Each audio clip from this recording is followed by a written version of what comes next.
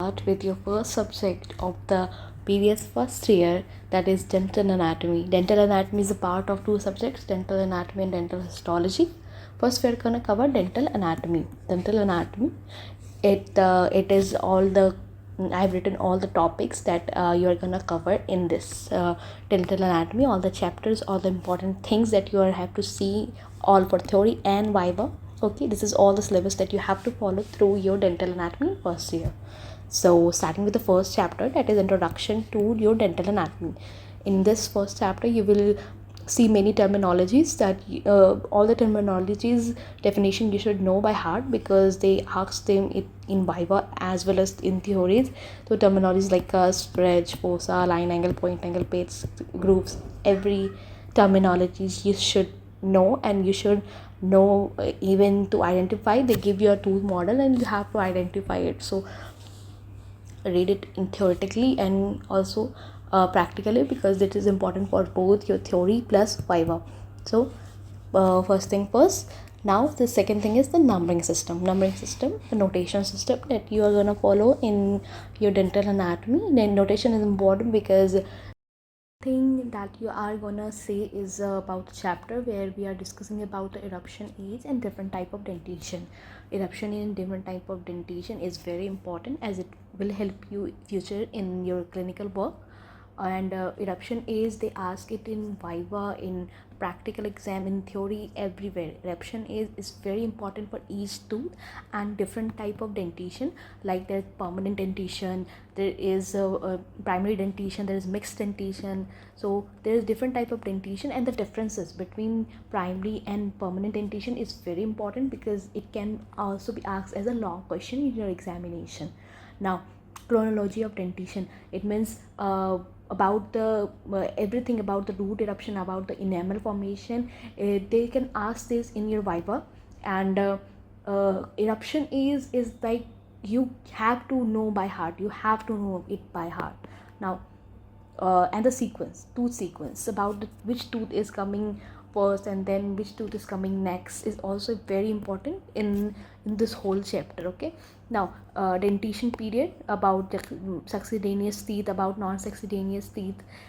These things can be one word answers that can be asked in your viva questions. Okay, now in third thing you are going to have is your permanent tooth. Now you will start with your carving and your theory part about permanent tooth. So carving can be a bit difficult for us in the starting, but you will master it once you are carving enough tooth. Central incisor can take a large amount of time, because central incisor is the first tooth that you're carving. Maxillary central incisor is the first tooth you're carving, and it can take your much time. So once you start to doing your carving, you know how to making lingual side, how you are going to converge your lingual side, how you're going to make a fossa, and how you're going to make the tooth in your shape.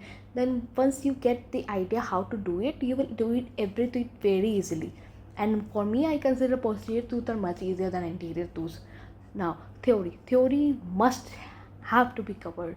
People just ignore theory, they just jump on carving their tooth, which is not a good idea. Because if you don't cover your theory, as I explained in my previous video about my previous video is about the books. So if you want to see which books I am preferring, you can see my previous video. But and in that video I also mentioned about the theories, and in this video I'm also mentioning about the theory is very important for dental anatomy. If you don't cover your theory, you will not able to write in your practical examination, as well as you won't be knowing what is the difference between key features and key differences between two tooth, how you can identify it. Okay, so first tooth, central incisor, this is the most important, and especially maxillary central incisor, they also ask this in your practical exam about carving. You're gonna have practical exam on carving, you're gonna have practical exam on histological slides, then they are gonna have viva. It's a long processor examination that you're gonna give in your ending of the first year. So read theory from the book. Dimensions should be accurate. Okay, it doesn't mean if it is given at you're making 9 10 no, or you're gonna make 6 5 this is also wrong. Dimensions should be accurate for a tooth. Okay, now key features. Like for example, I'm talking about maxillary central incisor. Maxillary central incisor, the key features of maxillary central incisor is about its dimension. That is the largest dimension tooth in all of the anterior tooth. It has a W-shaped fossa in linguous side. It has sharp mesolabial angle and distolabial angle. So these are the key points of maxillary central incisor. So maxillary central incisor is the first tooth that you read about, and the maxillary central incisor, through maxillary central incisor you get a idea that how you're gonna study a tooth. I will make a separate video about your questions, that how you attempt your questions, how you write your answers in your examinations. So now today we are focusing on about the syllabus only. Okay, now questions that can come in your examination is a difference between maxillary and mandibular central incisor, difference between central incisor and lateral incisor. These are the very common long questions that they are going to ask in your practical examination.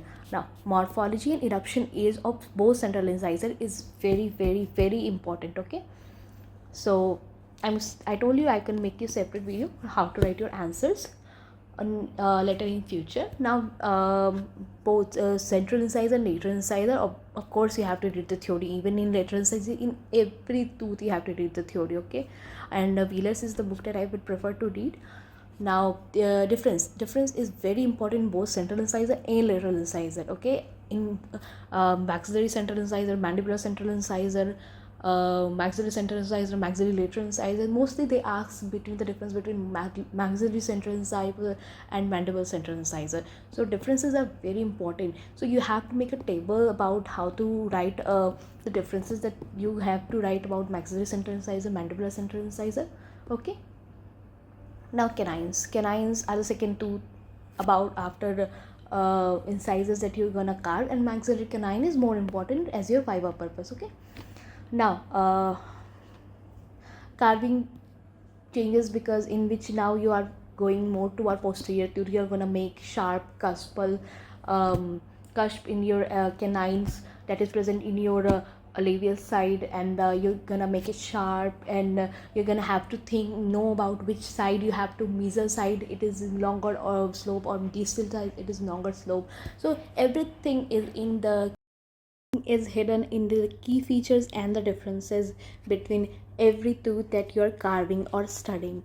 Okay, now as I told earlier, and it is a very notable point, that the differences are very important for theory purpose. Differences between maxillary canine and mandibular canine, it's an often asked question in your theory paper. Now premolars and molars, of course theory is must for carving and knowledge, and premolars and molars, they have different carvings that you will learn in your DAD class. But there are most of the questions that they ask in exams are on molars. If the difference between maxillary molar and mandibular molar, define the occlusal surface of a maxillary molar, define an occlusal surface of a mandibular molar, differences between the occlusal surface of mandibular and maxillary molar. So molars are very important for your exams. Okay, they don't ask much in the carving exams your molars or premolars, but exam point of view, premolars and molars are important. Canines and incisors are the two that are basically asked in your carving exams. Now the fourth topic that you're gonna deal is occlusion. Occlusion is not a very vast topic, but it is important for theory, viva, as well as for future, because when you move to your other departments, like in your prosthodontics and other departments, you will have to know what is the occlusion between the tooths, the relation between the tooth and the jaw lines. So occlusion is important, as many people ignore it because this is such a small topic, and what importance could this topic hold, but this topic has a very definite role in your future. If you don't know about the occlusion of the teeth, you won't be able to do the teeth arrangement that you will do in your prosthodontics class. Okay, so this is all about the occlusion. And the last topic that that is included in your exam, that is also will be in your anatomy classes, in your head and neck anatomy classes, is TMJ, temporomandibular joint. This is an important topic because of the This is the joint present in your oral cavity in your mouth, so this is an important topic. Mostly the histology part of TMJ is asked in the exams, so they will teach you about the histology part of the TMJ, like TMJ, maxillary sinus. These are some small topics that are asked in exam, but mostly their histology is asked in exam, not their anatomy. So this is all about your in short about your dental anatomy. In the next video we will discuss about dental histology. If you liked it, then please comment and subscribe my channel, and stay tuned for more videos.